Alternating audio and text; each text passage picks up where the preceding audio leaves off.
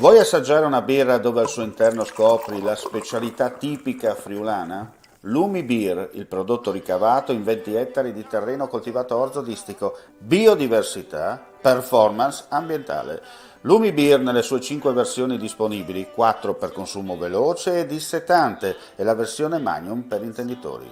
Lumi Beer si abbina a qualsiasi palato. Lumi Beer è un prodotto esclusivo Azienda Agricola Pancera, il buon seme, i buoni frutti.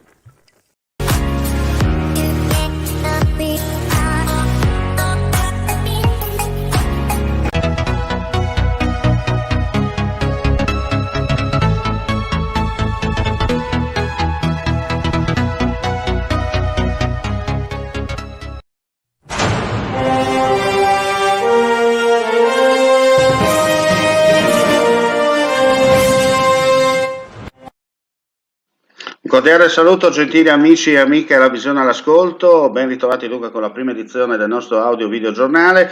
Chiaramente apriamo con la bandiera del Friuli perché oggi è il 3 di aprile, il 3 di aprile, Fieste delle Patrie dal Friuli, dunque un augur di buon compleanno a tutti i Furlans, di qua e di là a Palmont, perché la nostra tradizione, il nostro orgoglio ancora una volta è in a tutto a 360 gradi. Dunque, buon augurio a tutti i friulani di qua e di là Palmonte. Apriamo subito però con la cronaca e ci trasferiamo a Monfalcone per dire che lo scorso 30 marzo la Polizia di Stato, nel corso di un'attività di indagine delegata dalla Procura di Gorizia, ha sottoposto a perquisizione 2 giovani residenti a Monfalcone, coinvolti in un'inchiesta relativa allo spaccio di stupefacenti.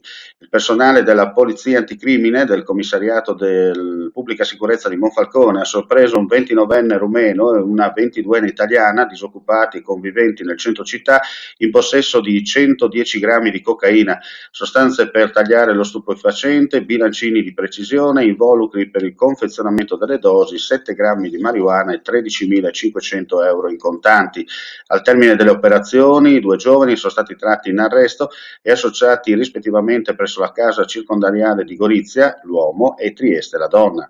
Il GIP del Tribunale di Gorizia, nella mattinata di ieri, ha convalidato gli arresti, disponendo per entrambi la misura cautelare della custodia in carcere.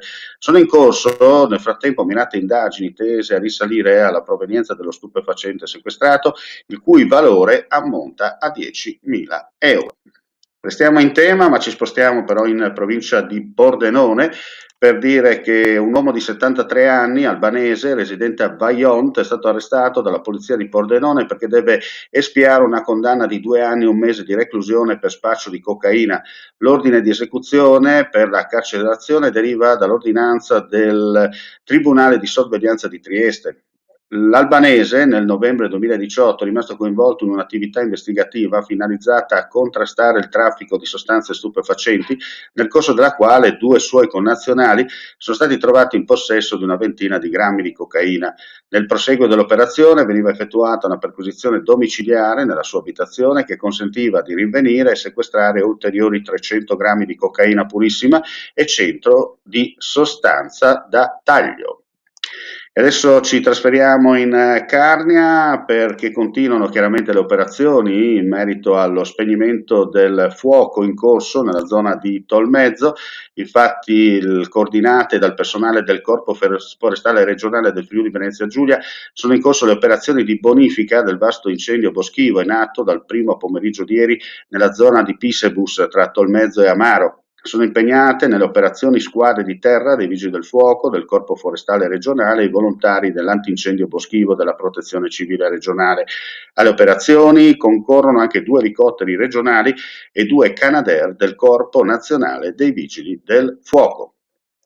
E adesso apriamo la pagina sportiva, abbiamo già dato notizia nel corso della mattinata perché per chi non lo sapesse, ma Attilio Tesser non è più l'allenatore del Pordenone, la decisione è stata presa questa mattina e nel frattempo Lovisa, il presidente Mauro Lovisa del Pordenone ha trovato il sostituto, si tratta di Maurizio Domizzi che è il nuovo allenatore del Pordenone, prenderà il posto come detto di Attilio Tesser, esonerato dopo la pesante sconfitta di ieri sera a Brescia per 4-1.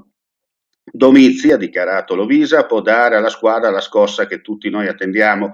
per la leadership ed esperienza di campo, temperamento e competenza che abbiamo entrambi apprezzato in questi mesi con la nostra primavera.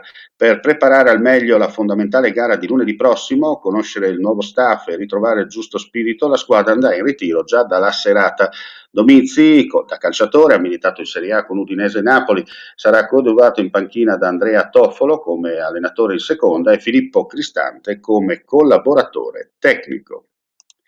Stiamo in tema sport perché ci sono novità anche per quanto riguarda la maratonina di Udine, perché ritornerà, questo è ufficiale, dopo la pausa forzata del 2020 imposta dall'emergenza sanitaria. L'associazione maratonina udinese, presieduta da Paolo Bordon, ha deciso che l'edizione 2021 della gara ci sarà, pur con una lieve dilazione temporale rispetto al periodo canonico e con un'inevitabile limitazione del programma. La data sarà domenica 10 ottobre con partenza degli atleti da piazza Primo Maggio. Il tetto massimo previsto per i partecipanti, considerata la situazione, è fissato in 500 unità. Affronteranno una delle gare di corsa note come più veloci su un itinerario completamente rinnovato. E con questa notizia chiudiamo qui, anzi vi ricordiamo che nel pomeriggio per la precisione alle 15 l'Udinese sarà impegnato a Bergamo contro l'Atalanta per il turno di campionato e vi daremo chiaramente gli aggiornamenti poco dopo le 17. Con questo è tutto, vi ringraziamo come sempre per la visione e l'ascolto e vi auguriamo un buon pomeriggio. Notizie e aggiornamenti nel corso della giornata attraverso il nostro sito e i vari social a noi collegati. Claudin, locale per palati fini e buongustai, dove si mangia, si beve e si respira Bird, Collio e Quay.